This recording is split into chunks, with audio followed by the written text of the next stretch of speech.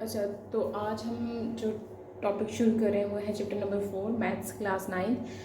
ये national foundation book का है और इसका टॉपिक है 4.1 पेज नंबर 70। ठीक है, मैं टॉपिक वाइज एक्सप्लेन करूँगी ताकि आपको आगे एग्जांपल्स और एक्सरसाइज करने में आसानी हो।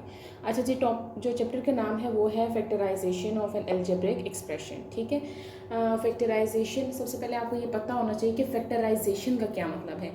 फैक्टराइजेशन का मतलब होता है breaking down of a number. ठीक है, जब आप किसी नंबर को तोड़ देते हैं, उसको ब्रेक डाउन कर देते हैं, तो उसको फैक्टराइजेशन कहते हैं। ठीक है, अच्छा, फैक्टराइजेशन का मतलब है तोड़ना।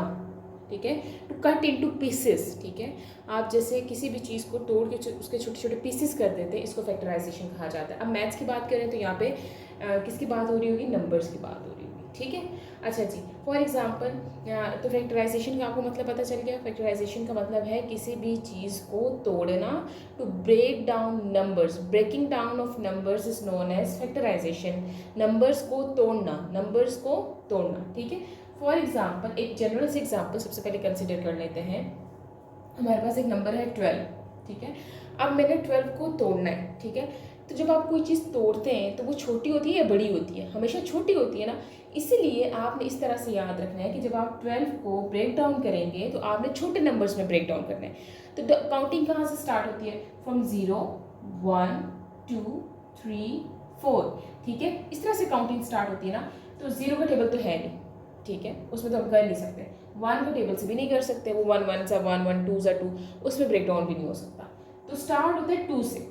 ठीक है, तो आप कैसे 12 को ब्रेक डाउन करेंगे? आपको पता है कि 2 के टेबल में 6 आता है। 2 के टेबल में, सॉरी, 2 के टेबल में 6 नहीं, 2 के टेबल में 12 आता है। आता है, कब आता है? 2 1 सा 2, 2 2 सा 4, 2 3 सा 6, 2 4 सा 8, 2 5 सा 10, 2 6 सा 12, 2 6 सा 12 आता है। तो हमने लिख दिया 2 इंटू 6। सबसे छोटे नंबर से स्टार्ट करना है, हमेशा 2 से स्टार्ट करना है। अगर 2 के नंबर में, अगर 2 के टेबल में वो नंबर नहीं आता तो आप 3 पे जाएंगे, 3 में नहीं आता तो 4 पे जाएंगे, 4 में नहीं आता तो 5 पे जाएंगे। ठीक है, लेकिन 2 के टेबल में 12 आता है। हमने ब्रेक डाउन करनी है 12 की। ठीक है, 2 6 ज़ा 12। अब आपको पता है कि 2 तो सबसे सिंपलेस्ट नंबर है। ठीक है, 2 से कोई छोटा नंबर नहीं है। क्या 6 2 के टेबल में आता है? फिर आपने देखना बड़ा नंबर कौन सा है। ठीक है, इसमें बड़ा नंबर क्या है? 6।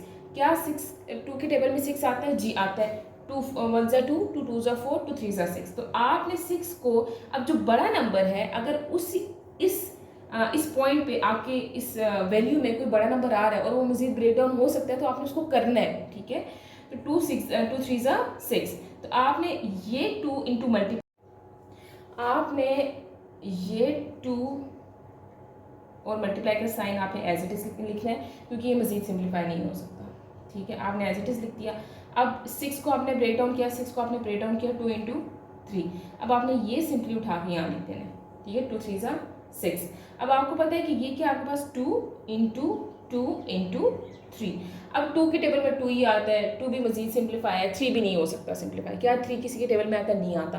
तो हम ये एज इट इज लिखते हैं। ठीक है जी, अब आपके पास, मैं आपको इसको रीराइट कर देती हूँ। यहाँ पे आ जाएगा 2 इंटू 2 इंटू 3, ये आ गया।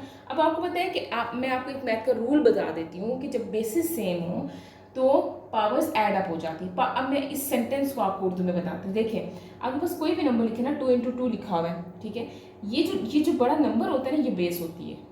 ठीक है, फॉर एग्जाम्पल, एक और एग्जाम्पल, एक्स पावर ए, ये जो बड़ा नंबर है ना ये, ठीक है, ये आपके पास बेस होती है।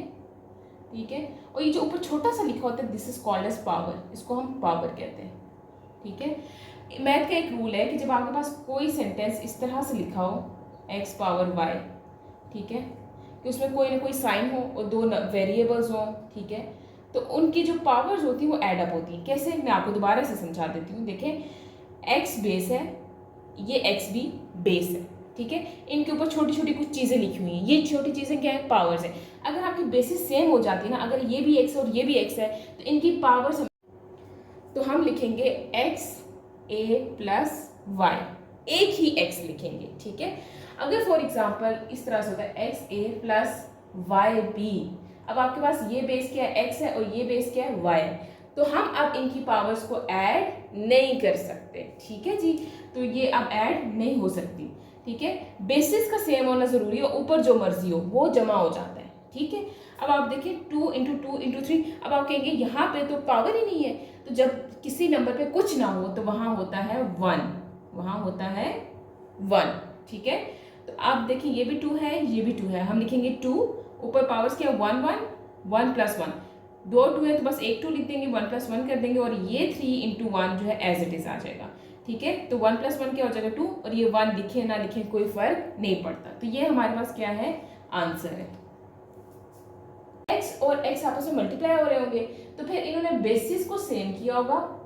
x जब आपके पास बेसिस सेम हो जाए, x और x हो जाए, पावर्स मतलब कोई नहीं है तो यहाँ 1 1 होंगी, तो ये क्या हो जाएगा x2, 1 प्लस 1 2, ठीक है। तो ये x स्क्वायर, और y के साथ कोई नहीं है तो y एज इट इज लिख देंगे, ठीक है। अगर इनको मल्टीप्लाई करने से ऊपर वाली चीज़ दोबारा बन गई ना, क्वेश्चन दोबारा बन गया ना, इसका मतलब है हमारा आंसर ठीक है।